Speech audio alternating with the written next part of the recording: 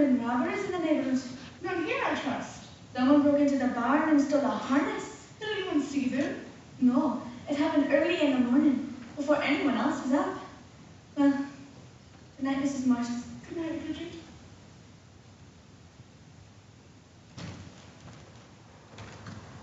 Reverend Jeb gone? Didn't exactly make him welcome, Andrew. If he wants to visit my home, let him come in at a decent hour. 9 o'clock isn't exactly the hour before dawn. It might as well be as far as I'm concerned. Shouldn't encourage Elizabeth in her wild ideas. From the little I saw of him, I got the impression he's quite taken with your daughter. Elizabeth can be quite charming when she chooses. Where are they now? For a walk. She said she'd be back shortly. I'll wait for them. There's no need, Andrew. She's a young woman capable of taking care of herself. I just prefer to wait till everyone's in. Why? So you can lock up? Yes. You haven't changed much over the years. You never were what some people might term a trusting man. Why are you here? For a visit. That's all? There's no sympathy suiting you, is there? Just say what you have to say. Andrew, before my sister died, she made it clear that the property she owned in New Hampshire should come to me. I never pressed the issue before until now. I never felt a need. Not legally, of course. Unless it's in black and white. We both heard her say you promised you'd see to her wish. She's a sick woman. We both know that. She knew that. What of it? What you're asking is, you want to hold me to the wish of a dying woman when she didn't know what she was saying half the time. The truth of the matter is, I've suffered some financial setbacks, and I'm penniless. You should learn to live more frugally. We can't all live the way you do, Andrew. It takes talent to be a successful miser. Forgive me, I shouldn't have said that. Sort of thing I would expect from Elizabeth. You two have much in common. Andrew, I would like for you to honor my sister's dying wish. I would like the New Hampshire farm. You have no claim on the property. Legally, perhaps not, but morally, I'm most assuredly entitled to it. Why have you waited all this time, then? Hoping you would give me the deed without my asking? Having to come to you like this? It's humiliating. I didn't press the issue before because I didn't need help until now. I will give you a small sum. I don't wish to sell the property. The property is not yours to sell, Benny. It's mine legally, which is the only right that matters. You can't believe that. It's more important that you believe it. And with your claim comes a certain nuisance value. And with money I will give you, I trust even that will cease. Nuisance value? I shall, of course, require you to sign papers that sign off any financial responsibility I have towards you. I can't believe you. Be sensible, Benny. I'm a businessman. I don't have time for sentiment. Sometimes I wonder what my sister ever saw in you. That needn't concern you. You were never this cold before.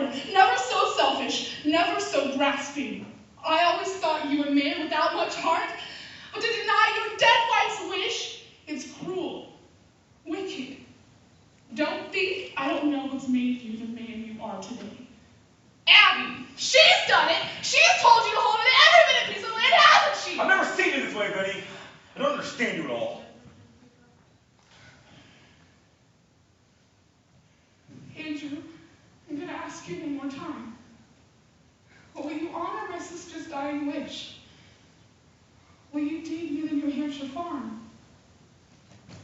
Nighttime is as hot as daytime in Fall River.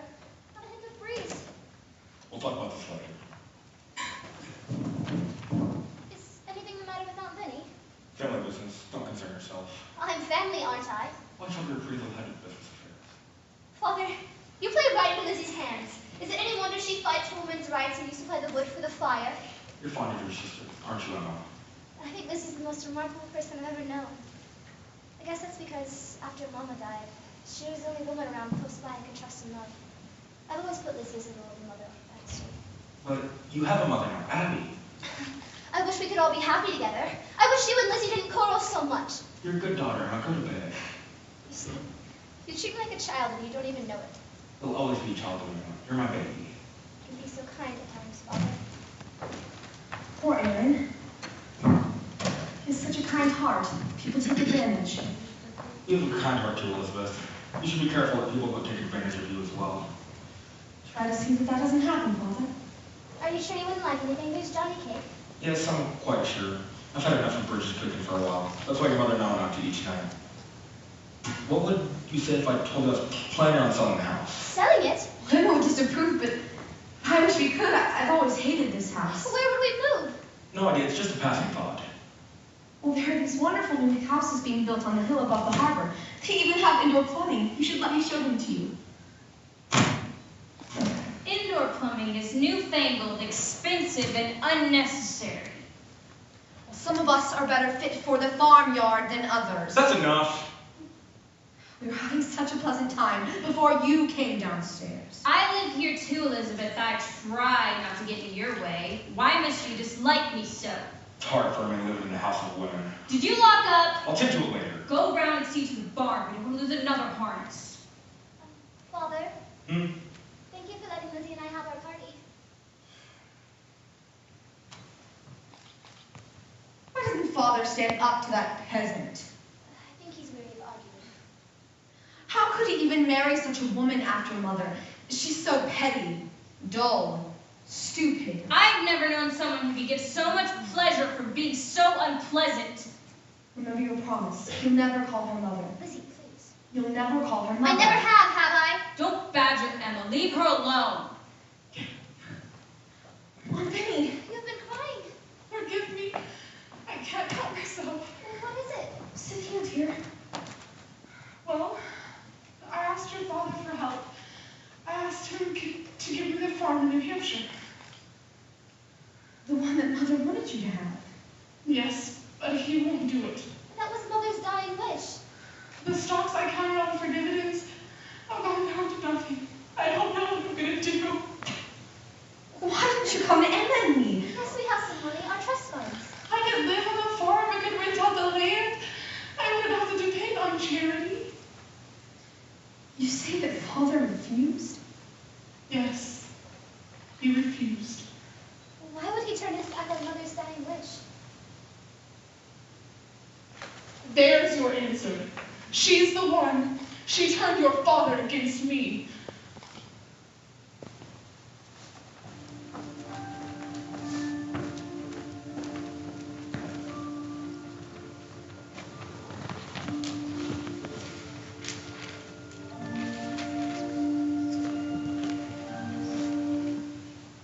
Susan! Susan! You may come in, Susa. Well, what is it? I chopped down the dead tree. Good. Mr. Borden, sir? What is it? I wonder, Mr. Borden, sir, could I have my money? Susa, if I give you too much money all at once, you'll only spend it foolishly. I did the work fast. I did a good job. Don't expect no less. I'm sure work money's worth is higher. Always remember that. Then I can have my money? Here you are. Where's the rest of it? Each week I'll give you a certain amount. That way you'll be protected against yourself. You owe me from last month, too. Susan, your people don't understand money. You will get what you are owed in a sensible business-like fashion. I do not want to be treated like a child, Mr. Borden. Don't take that tone with me. I want my money now. You'll get your money when I decide you deserve it. Now get out. Don't talk to me as if it was a dog. I'll send for the police. You know what they do to your kind when there's a complaint. No, it's from the back door. No, Borden, the front door. Mr. Sousa, watch where you're going. Did you see that, Mr. Borden? Yes, I'm quite sorry, Mrs. Churchill. I suspect he's been drinking. You know how these foreigners are. Please, have a seat. It's not safe to walk across the street anymore. I'll deal Susa in my own way. It's stifling in the barn. Why were you in the barn? Well, I want to go fishing. I was looking for a sinker. Good morning, Mrs. Churchill. Good morning, Elizabeth. I suspect you two have church matters to talk about. Would you excuse me, Mrs. Churchill? Of course. And I apologize again for Susa. It's already forgotten. What about Mr. Sousa? He almost knocked me over. Well, that doesn't really seem like him. He's usually very quiet about everything he does. I didn't make it up. Oh, I'm sure you didn't. Can I offer you something to drink? Coffee? No, thank you. Tea? Nothing. I've been meaning to pay you a visit for quite some time now. I do realize that your time is valuable, and I do live so far away, right across the street. I've been busy. Not too busy to plan a day's fishing. What is it you wanted to talk about again? You know perfectly well, Elizabeth. Won't you call me Lizzie? No. Can't we be friends? That depends on you. You're upset because I was appointed supervisor and you weren't. That's it, isn't it? You had so many other committees. You have so many other interests. I was teaching far longer than before you got interested. I devoted many years to the fellowship. They owe me something. I deserve the position that you've taken from me. I haven't taken anything from you. I was offered the post and I accepted. Of course, I don't mean to contribute to the church as heavily as you do. I'm not rich. Or am I? You're not exactly penniless, my dear. Are you suggesting that I bought the post? I'm not as clever as you are. I can't wrap people around my finger. You've a champion of Reverend Mr. Jones. What you suggested is both inaccurate and insulting. I should be in charge of the Sunday school department. Well, you're not. I am. What would you suggest I do? Resign. You can't be serious. I am. I see. Well, I'll be just as candid with you. For the past few months, the results in your classes have been less than admirable. I've observed your methods, and personally, I consider you a poor teacher. How dare you? Not only will I keep my new post, I will do everything in my power to persuade Reverend Judd to give you some less taxing position among the fellowship. You would take away the one thing that means everything to me. Well, I'm not concerned for you. I'm concerned for the children. I know how your feelings towards me, and it would be impossible for us to work together. But if you take away my teaching, what will I do? Have you ever considered becoming a Quaker?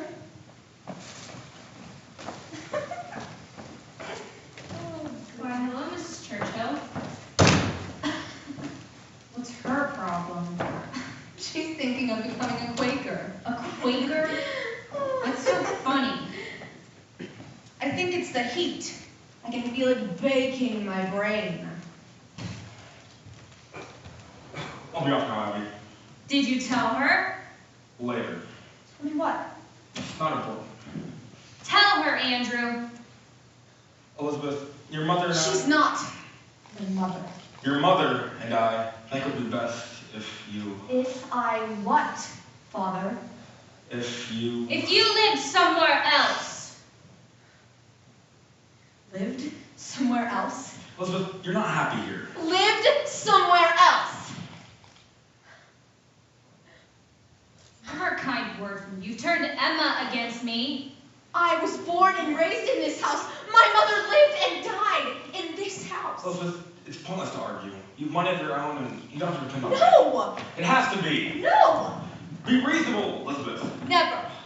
Are you satisfied now, Abby? I will be satisfied until I can call this house my own. You've been a good father to her, Andrew. She can't say that there's more pity for Elizabeth Borden. Where are you going? To send the other one on her way, that one's up to no good. Elizabeth, come back. Elizabeth, we can work things out. Elizabeth! Please come down here. You still at home, Father? I thought you'd be at the bank by now. I have matters to attend to here first. Where are you off to? Alice and I are going shopping.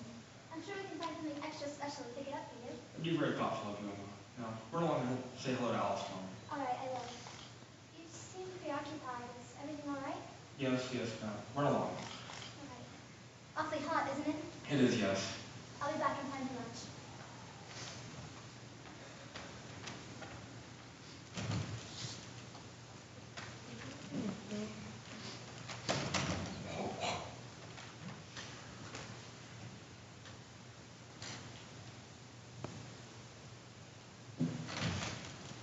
I'll be leaving now, Andrew. There's no need.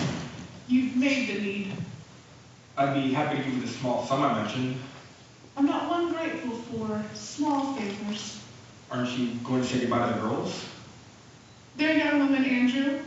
Besides, I prefer to write to my nieces. Less awkward. Let me get the buggy out and take you to the station. There's no need.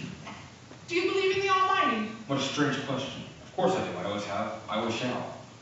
Then you must know. You shall be punished. Good day, Andrew. Benny, come back here. Take my offer. Where's Aunt Fanny going? Where were you? Outside? Didn't you hear me calling? No, and you didn't answer my question. Where is Aunt Fanny going? She's leaving Fall River. When? Now. Without saying goodbye? She's just upset with me. She'll come to her senses eventually. She said that she'd write you girls. Well, your wife's doing, I suppose. Abby's right. You've never given her a chance. I'm going to the station with Aunt Fanny. Lizzie, please. I'm out of patience with all of you.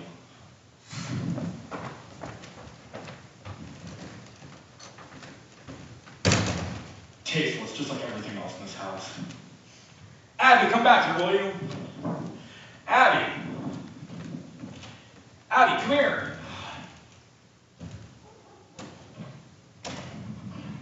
Bridget, is that you? Bridget! Whoever that is, answer me! Father, did Aunt Fanny say what train she was taking? I couldn't see her anywhere. Hello? Do you need something? Father, who's that man running from the yard? Father? I'm sorry, Miss Lizzie. Forgot my key to the front. This heat is awful, isn't it? You look so pale. Let me take those from you. Thank you. I shouldn't walk in the morning sun. Makes me feverish. Well, I think I saw Michael O'Hare outside. May I visit with him, Miss Lizzie? That's fine.